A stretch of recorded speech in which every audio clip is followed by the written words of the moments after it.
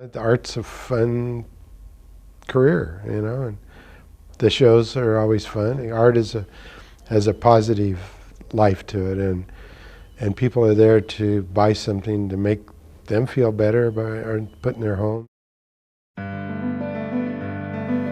Bigger than life. 3 words that accurately describe the work of Ed Mell. Whether it is the artist's vivid Western landscapes, a grand flower painting, or a sculpted piece crafted with his hands, it all takes the beholder's view of reality to another level. In his paintings, the use of color floods the senses. Each stroke appears to be carefully plotted, but according to the artist, that isn't necessarily the case. When I'm painting the more abstract flowers and landscapes, they kind of invent themselves.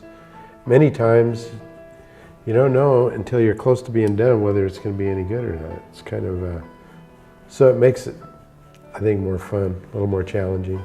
In the early 80s, Ed Mell was an accomplished illustrator in New York City.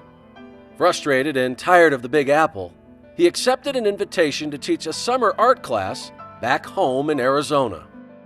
A friend of mine invited me to teach a summer arts program on the Hopi Reservation. So I went from, a hot, sticky summer New York to this beautiful, place with, 200 people instead of 12 million. So it was an eye-opening event, and we spent a lot of time when we weren't teaching, traveling, and, I saw some of that area, like Coal Mine Canyon and stuff for the first time, and I just kind of got in my blood quickly. There's 100 lifetimes of paintings there, Little did Mell know, what enchanted him that one summer would change his life forever. And I went back to New York and kind of settled my affairs, and about a year and a half later I moved back to Phoenix and did some illustration in Phoenix, but the market wasn't too good, so I had a lot of time on my hands to kind of start reinventing myself. The artist's time would soon be filled. Through a chance meeting, Ed Mell found his inspiration. I had a photographer friend who introduced me to Jerry Foster, who was a helicopter pilot for the NBC affiliate in Phoenix. And I casually mentioned to him how it would be great doing what I do to fly with him. We weren't even really good friends, we were kind of acquaintances, and he called me up and said, "Pack your bags, we're going on a 5-day trip to northern Arizona," and the first day was Sedona, top of San Francisco Peaks, flew down into the Grand Canyon and up Marble Canyon to Lake Powell and flew around Lake Powell. That was one day. So, I'm seeing all this stuff and you get to go places that no artist or photographer hardly ever has the opportunity to. So that created an adrenal connection to the work, you just get excited. Today, Ed Mell's work is recognized around the world. His pieces found in many public and private collections.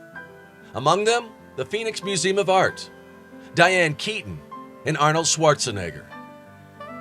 In a career that began as an art director for an ad agency in New York, to returning to his roots in Phoenix to realize his true calling, the artist says he now understands how to simply succeed. Yeah, I think the more you paint, your success rate goes higher and higher. So I don't have the frustration I used to have when I was a little younger.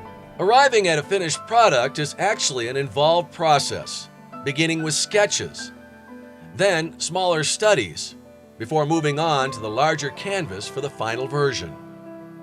Still, with all of the planning, Ed Mell claims some of his best work has been delivered by chance.